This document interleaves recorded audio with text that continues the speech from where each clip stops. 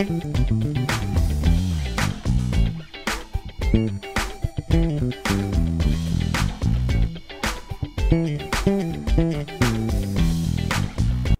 guys, and welcome back to another episode of Jermaine Morgan TV. In today's lesson, we're going to be talking about using the minor pentatonic, so stay tuned.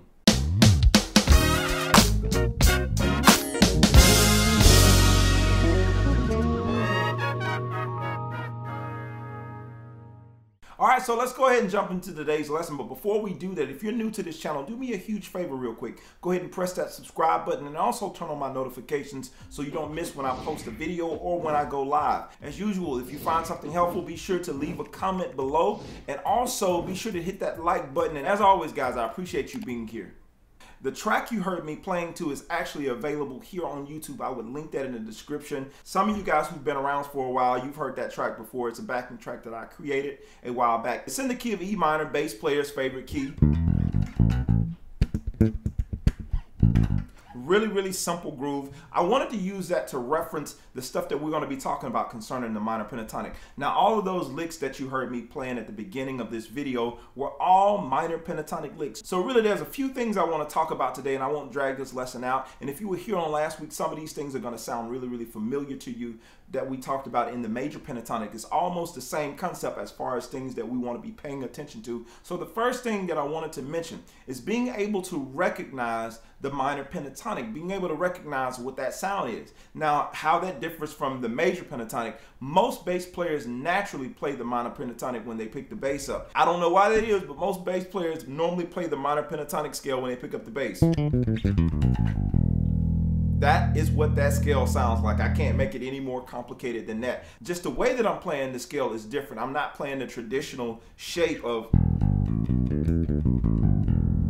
or what I am doing is I'm taking it, I'm moving it more across the fretboard. So again, I'm starting on that octave E.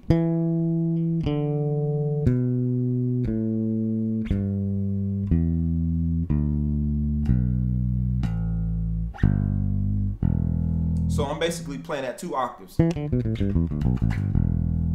Okay, and so it's a really simple scale, really fun scale to play. But the thing I want you to be able to do today, first off, is recognize that sound, know what it sounds like, and know the context in which it can be used. Now, we can use this over any type of minor chord. We can use this in a minor mode or like a dominant type sounding mode. We have those options that we can use. That's not the only options, but those are the top 2 options that you would most likely hear that scale. So in a song that sounds really funky like we were playing earlier,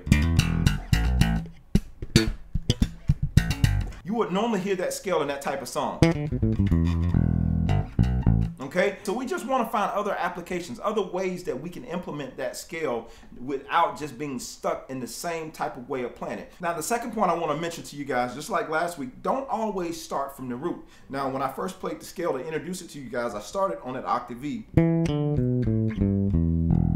Because we're in the key of E, we don't always have to start from that E. We can start from anywhere. Okay, you see there, I started from the flat 7. Or I can start from that 5.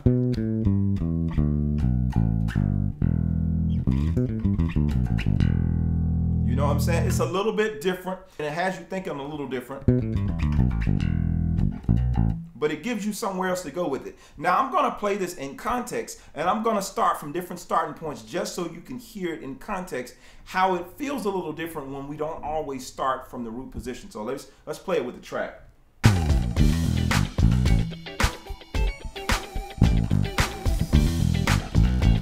From the root.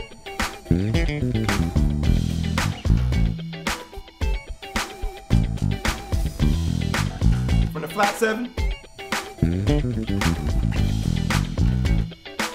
Just a little different. From the 5. And so you can see with just those 3 examples, all of those had a different kind of feel to it. When I did that, I started from the root. And the next time I went from the flat 7.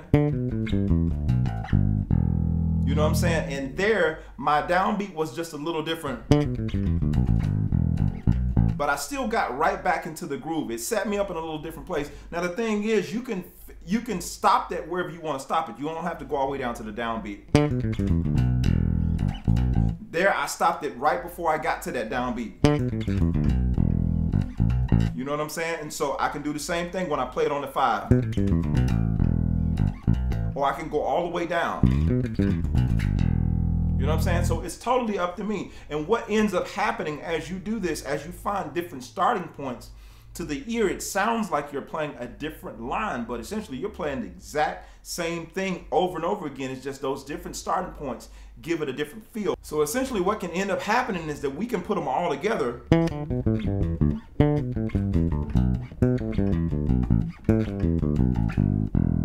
You know what I'm saying? So after a while, you can work all of them in. I don't know if you can get them all in a lick. It depends on how fast you play it or the placement. You don't want it to turn into a solo, but you can see the point that I'm making.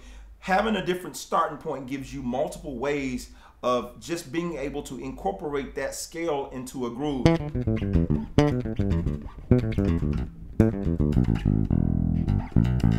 So let me try that in the context of this groove.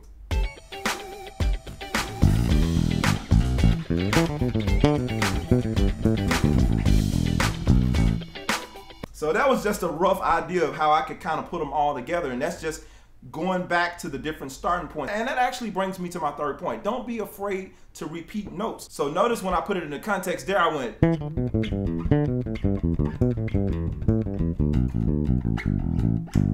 That ain't what I played, but it was something close to that. But you get the idea. So like even if I did, in that particular instance, I repeated the notes.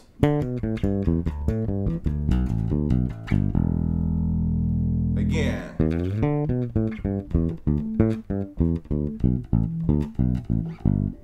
And I started on that flat 7.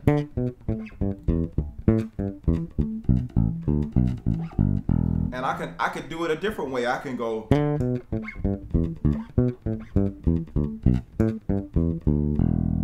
It's totally up to me what I want to do, but you can take the variations. The biggest thing, if you're playing the scale, try to experiment with this thing. And I'm not going to drag this lesson out, guys. I just wanted to give you a few ways that you can start incorporating this scale right now into what you're playing, because some of you guys are you've been stuck in that.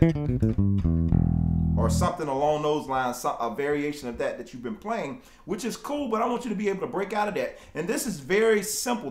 The approach that I'm giving you, we can get more and more complicated than that, but I just want to give you some simple things you can do now to make that simple stuff that you know start sounding a little bit more advanced. You know what I'm saying? To start taking it up a notch in terms of what you're playing. It's not a whole bunch of stuff you have to do to improve. It's just little things here and there, little things, minor adjustments that you make, and you'll see there'll be a world of difference in your playing. So if you'd like to go a little deeper into this lesson where we talk about some of the other applications for this scale, I invite you to become one of my monthly members. There I talk about all kind of stuff that I might not cover on YouTube. If not, I will definitely see you guys on the next lesson. As always, guys, thank you for rocking with me. Keep practicing, keep pushing. You're gonna get it, and I'll see you on the next lesson. All right, I'm out. Peace.